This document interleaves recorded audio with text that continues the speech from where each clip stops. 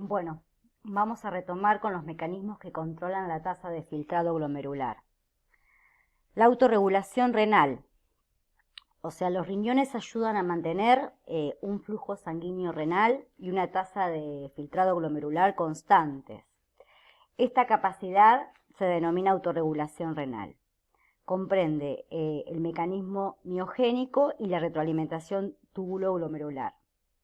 El mecanismo miogénico se produce ante las variantes de la tensión arterial.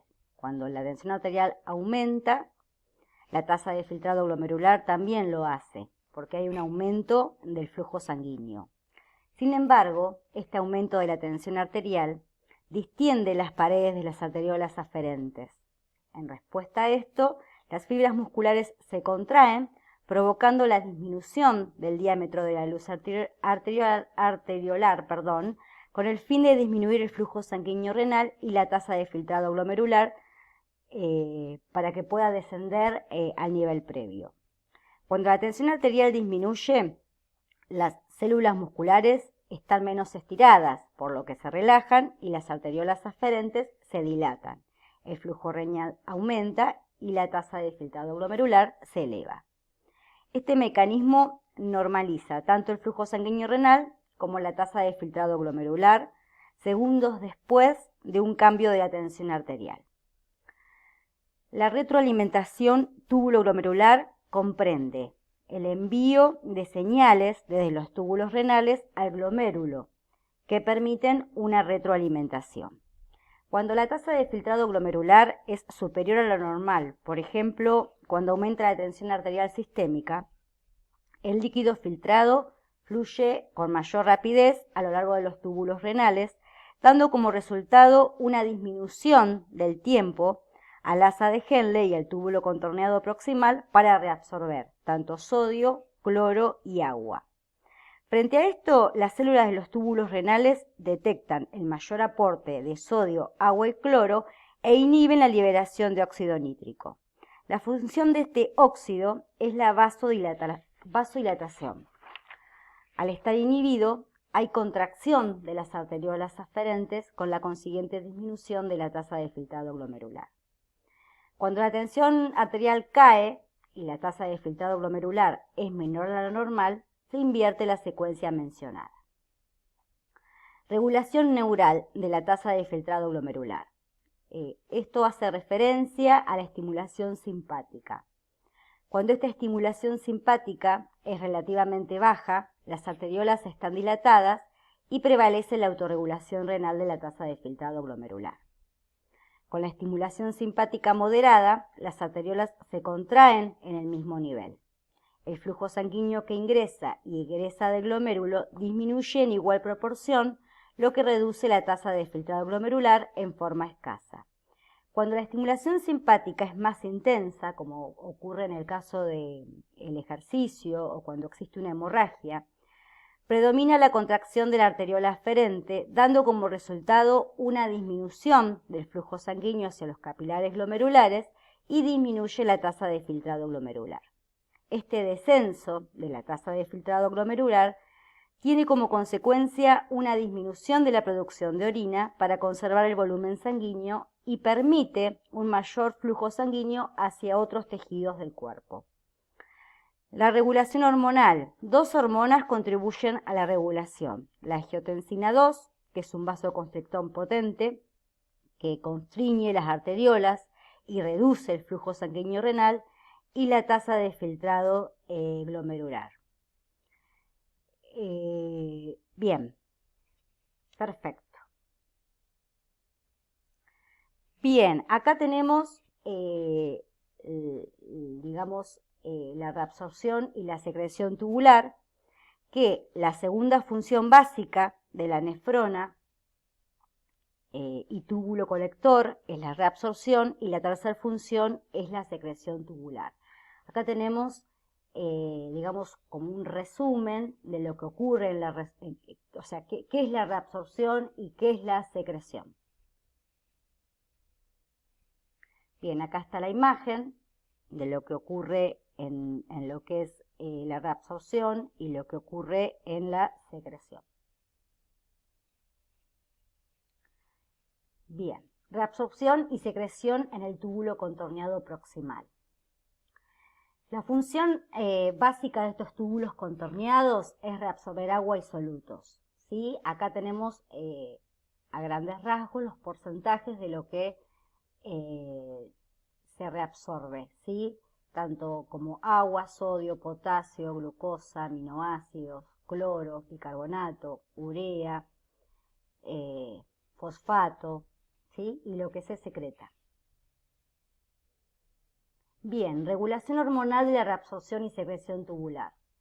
Tanto la cantidad de sodio como de cloro, calcio y agua reabsorbidos, como la cantidad de potasio que debe ser excretado en los túbulos renales, está influenciado por la acción de 5 hormonas.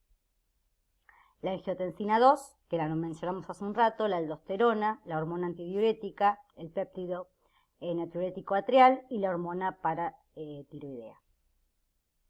Bien, el primero es el sistema renina-angiotensina-aldosterona, que este sistema ocurre cuando el volumen y la presión de la sangre disminuyen, las arteriolas se distienden aferentes, hay una menor distensión de las paredes de las mismas, hace que las células yuxtaglomerulares secreten renina hacia la sangre, y así angiotensina 1 y 2, cuya función básica es disminuir la tasa de filtrado glomerular, donde hay una constricción de las arteriolas aferentes.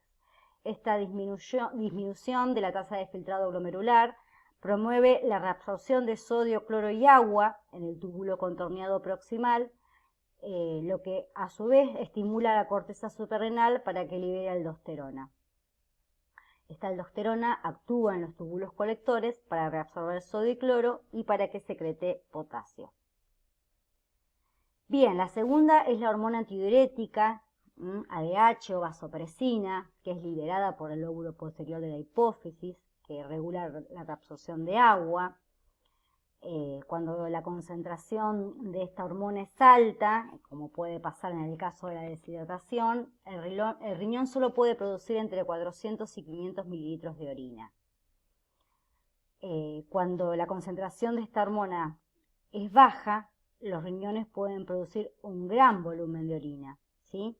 Cuando las molalidades del plasma y los líquidos intersticiales aumentan, disminuye la concentración de agua. Entonces, es así que se detecta el cambio, se secreta esta hormona hacia la sangre y que hacen que las células estén más permeables al agua, ¿sí? La hormona antidiurética también estimula la disminución de la volemia. Y al aumentar la reabsorción de agua, la osmolaridad disminuye hasta regresar a la normalidad. Acá tenemos el péptido natriurético atrial y la hormona paratiroidea, que este péptido natriurético es estimulado por el aumento de la volemia en el corazón. Básicamente lo que hace es inhibir la reabsorción de agua y sodio, ¿sí? Y suprime la secreción de aldosterona y ADH. Incrementa la excreción de sodio en la orina y de esta en sí disminuyendo la volemia y la tensión arterial. Y la hormona paratiroidea, que es activada por la disminución de la calcemia por debajo del nivel normal, estimula a las células de la porción inicial del túbulo contorneado distal para que reabsorba calcio de la sangre. Inhibe la reabsorción de fosfato en el túbulo contorneado proximal, promoviendo la excreción del mismo. Bien, producción de orina diluida y orina concentrada. La formación de orina diluida. En condiciones normales, el filtrado glomerular tiene la misma proporción de agua y de solutos que la sangre, por eso se dice que es isotónico. La formación de orina diluida está influenciada por cambios de osmolaridad del líquido que se va dando dentro de la luz tubular. Este cambio de osmolaridad lo que produce es la absorción de agua y solutos en diferentes proporciones, ¿sí? La formación de la orina concentrada. Cuando bebemos poca agua, ¿sí? O tenemos grandes pérdidas de líquidos, los riñones deben conservar agua mientras eliminan los desechos y el exceso de iones. Bajo la influencia de la hormona antidiurética, los riñones producen una pequeña cantidad de orina concentrada. La capacidad de esta hormona para excretar orina concentrada va a depender exclusivamente de un gradiente osmótico de solutos en el líquido intersticial de la médula renal. Los 3 solutos que contribuyen a esta alta osmolaridad son el sodio, el cloro y urea. Este gradiente osmótico se crea y se mantiene gracias a las diferencias en la permeabilidad y reabsorción de solutos y aguas en las diferentes zonas del asa de Henle y el túbulo colector y el flujo de líquido a través de las estructuras tubulares en la médula renal. Desde los túbulos colectores, la orina drena a través de los cálices menores que se unen para construir los cálices mayores que confluyen y forman la pelvis renal. Desde la pelvis renal, la orina primero drena en los uréteres y luego en la vejiga, para luego abandonar el cuerpo a través de la uretra. Bien, los uréteres tienen la función de conducir la orina desde la pelvis renal hacia la vejiga, gracias a contracciones peristálticas, ¿sí? A pesar de que no hay una válvula anatómica en la desembocadura de cada uno de ellos, en la vejiga existe una válvula fisiológica que hace que cuando ésta está llena, la presión en su interior comprime los orificios de los uréteres, impidiendo el reflujo de orina. Es muy importante la función de estos orificios, ya que si no funcionan correctamente, los microorganismos pueden desplazarse hacia arriba por los uréteres desde la vejiga e infectar los riñones. Está formado por 3 capas, la mucosa que es la más profunda, la muscular que es la intermedia y la adventicia que es la tercera. Bien, la micción se produce por la combinación de contracciones musculares voluntarias e involuntarias. Cuando el volumen de orina de la vejiga excede los 200 o 400 mililitros, la presión en su interior aumenta y los receptores de estiramiento transmiten impulsos nerviosos hacia la médula espinal. Estos impulsos se propagan hacia el centro de la micción, desencadenando el reflejo miccional, que es un acto reflejo en donde se propagan impulsos parasimpáticos desde el centro de la micción hasta la pared vesical y el esfínter uretral interno.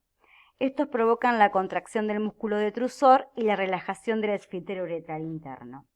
A la vez, este centro de micción inhibe las neuronas motoras. La micción se produce cuando se contrae la pared de la vejiga y se relajan los esfínteres.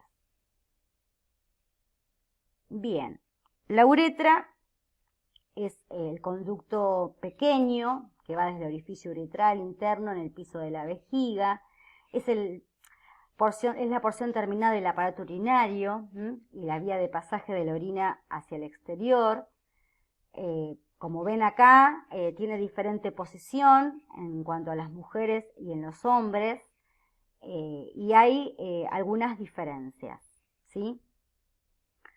Bien, continuamos con nuestro recorrido por los diferentes sistemas de nuestro organismo.